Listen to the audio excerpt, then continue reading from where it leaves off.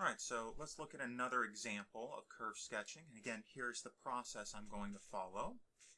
And let's work with the curve function x times the square root of x plus 1.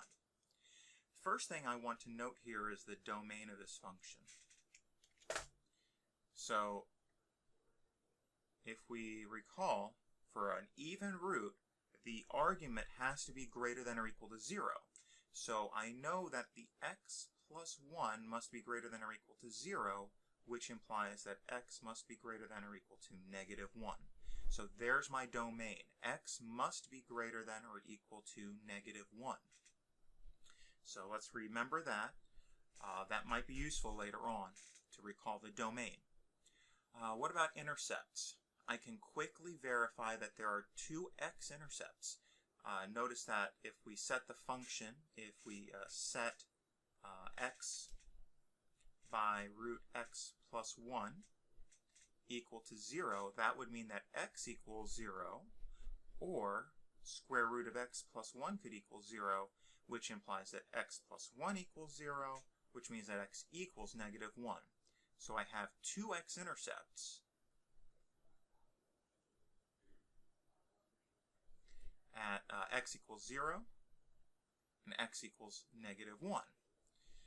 We can easily verify that there is no symmetry to the curve. I mean, if we just sort of think about it with the strict domain that x must be greater than or equal to negative 1, I can't go any further to the left. It sort of seems reasonable that this function is not symmetric. Let's calculate a derivative, recalling first that this is the same as x times x plus 1 to the 1/2 power. So then, calculating the first derivative, f prime of x, would then be equal to 1 times x plus 1 to the 1/2 plus x times 1/2 by x plus 1 to the negative 1/2. Let's use some factoring here. I'm going to factor out the x plus 1 to the negative 1/2 power. So this is x plus 1 to the negative 1/2 power times x plus 1 to the first power plus 1/2 x.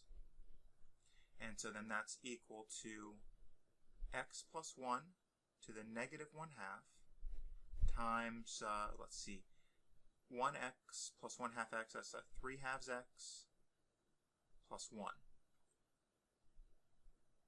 So then this gives us then two critical numbers. We would have a critical number if the x plus 1 to the negative 1/2 equals 0. So that means that this is critical if x equals negative 1. And then if the 3/2 x plus 1 equals 0, that would mean that x would have to equal negative 2/3. So this is critical at x equals negative 2/3. Because negative 2/3 times 3/2 is negative 1.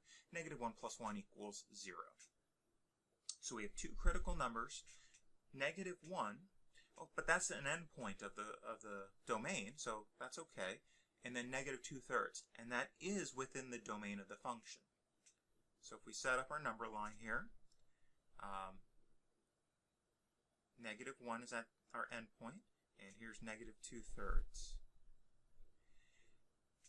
And then also, if we sort of think about this, this is the same as writing 3/2 x plus 1 in the numerator, and then the square root of x plus 1 in the denominator.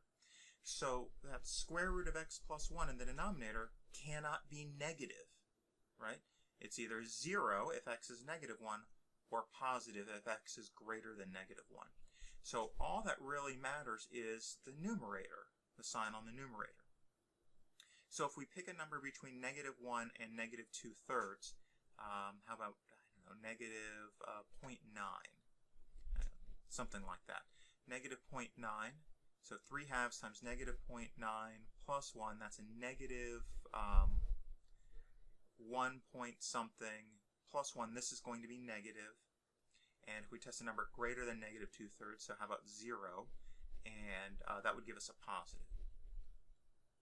So we see then that f is decreasing first, right? Decreasing on -1 to -2/3, then increasing on -2/3 to infinity. And let's see, we have a minimum then, right? We have a relative. Well, actually it turns out to be absolute, but at least let's just say a minimum at -2/3, and then substituting -2/3 into the function and evaluating. I did this earlier on my calculator.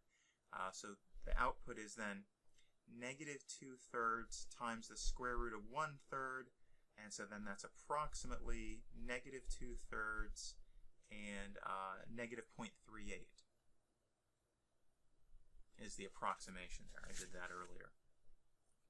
All right, so there's our analysis with the first derivative.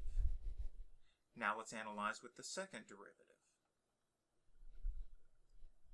All right, so using the first derivative, I'm going to calculate the derivative from this form that I just highlighted in yellow. X plus 1 to the -1/2 times 3/2 x plus 1. So now let's calculate a second derivative. So that would be -1/2 by x plus 1 to the -3/2 times 3/2 x plus 1 plus x plus 1 to the -1/2 times 3/2, using again a product rule. Let's do some factoring. I'm going to factor out the x plus 1 to the -3/2. And that would then be multiplied by -1/2 by 3/2 x plus 1 plus x plus 1 to the first power times 3/2. And if we simplify this, then that's x plus 1 to the -3/2. And then we would have a -3/4 x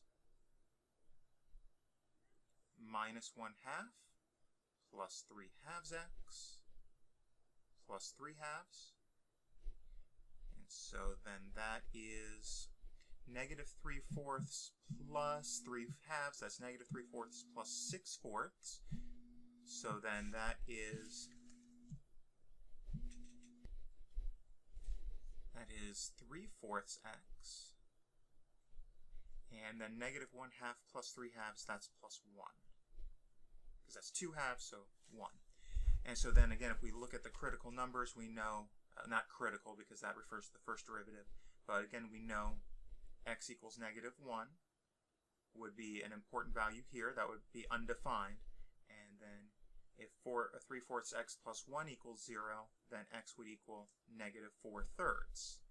But -4/3 is not on the domain.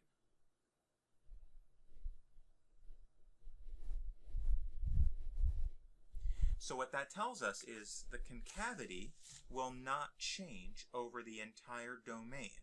And so all we maybe need to do is find the concavity at some point. So if I just think of my number line again, here's -1, and I can test any value here. I'm just going to use 0. 0 is a nice number to work with, and if I test 0, the denominator would be positive, right? The x plus 1 and the -3/2 would have to be positive. 3/4 times 0 plus 1 is positive, so we have a positive over the entire domain. So that means that f is concave up on the entire domain, -1 to infinity. Well, except for at the end point.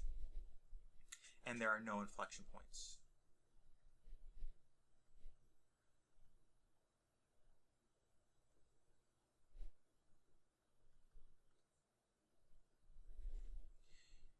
Okay. We can't take the limit to -infinity because the domain doesn't go there, but we can take the limit as x approaches infinity for the function, which was x times the square root of x plus 1.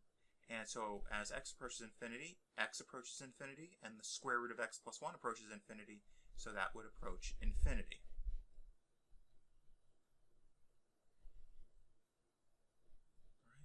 So now if we put together our first and second derivatives to get a general understanding of the shapes, and again we have to think from, we have a restriction at -1, and then we had a critical number at -2/3.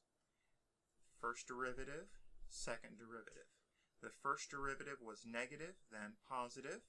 The second derivative was strictly positive. And so our shape is decreasing in concave up, and then increasing in concave up the rest of the way. So that's our general shapes. Let's fill in the details in the actual curve. We only had one really important point. Well, we had three important points. We had our x-intercepts at -1 and 0, and we had a minimum at -2/3, -0.38. So I'll draw in blue again so we can easily see the curve. So there's -1, and here's 0. So I have an x-intercept at -1 and an x-intercept at 0. And then what's my output for the minimum? The minimum was at -2/3 and -0.38. So I'll let's make this, I'll use the same scale. So here's -1. So then -2/3, there's -0.5. -2/3 is about, here. And then -0.38 would be about there. So there's my minimum. Curve is concave up the entire way. It's decreasing and then increasing, passing through the intercept, and then it continues to increase as we move up and to the right. So there's a sketch of the curve. The function is x by the square root of x plus 1.